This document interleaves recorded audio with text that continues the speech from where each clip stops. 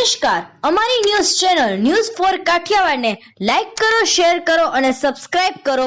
News for Kathiyawad. નમસ્કાર.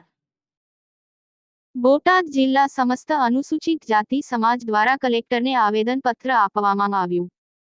બોટાદ સમસ્ત અનુસૂચિત જાતિ સમાજ દ્વારા કલેક્ટરને આવેદનપત્ર આપી જણાવેલ છે કે જૂનાગઢના રહીશ રાજુભાઈ સોલંકી અને તેમના પુત્ર સામે સરકારશ્રી દ્વારા રાજકીય ઇશારે ગુજસીટોક જેવા ગંભીર ગુનાની ફરિયાદ કરી સંડોવી દેવામાં આવેલ છે, જેનાથી સમસ્ત સમાજ નારાજ થયેલ છે. તેઓની માંગ છે કે આ રાજુભાઈ સોલંકી અને તેમના પુત્ર પર કરવામાં આવેલ ગુજસીટોકની ફરિયાદ તાત્કાલિક રદ કરવા માંગ કરતું આવેદનપત્ર કલેક્ટર બોટાદને આપવામાં આવ્યું હતું. વધુમાં જણાવેલ છે કે જો તાકીદે આ ફરિયાદ રદ કરવામાં નહીં આવે તો ઉગ્ર આંદોલન કરવાની પણ ચીમકી ઉચ્ચારવામાં આવેલ છે.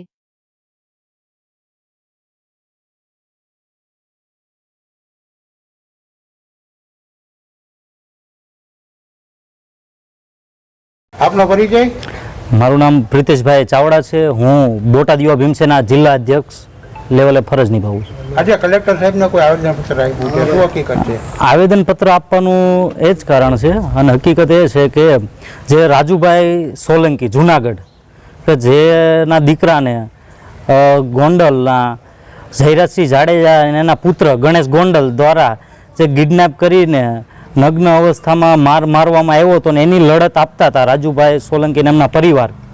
તો એની દાયજ રાખીને જે જયરાજસિંહ જાડેજા એમના પત્ની ગીતાબા જાડેજા એ હાલ ધારાસભ્ય છે ગોંડલના, બરાબર. તો એ લોકોએ કંઈક ને સરકારી જે ઈશારે છે ને આપણે રાજુભાઈ સોલંકી માટે ગુજસીટોક ખોટી ફરિયાદ કરી હોય એ ફરિયાદ પાછી ખેંચવામાં આવી એવી મેં માંગ કરીએ છીએ. એ માંગ દ્વારા અમે કલેક્ટર સાહેબને આવેદનપત્ર આપ્યું છે.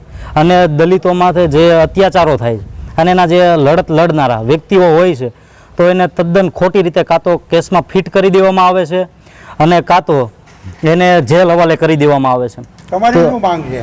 અમારી માંગ એ જ છે કે રાજુભાઈ માથે જે ખોટી ગુજસીટોક નામની ફરિયાદ કરવામાં આવી છે એ રદ કરવામાં આવે અને તાત્કાલિકના ધોરણે એમને છોડી દેવામાં આવે એવી માંગ છે અમારી.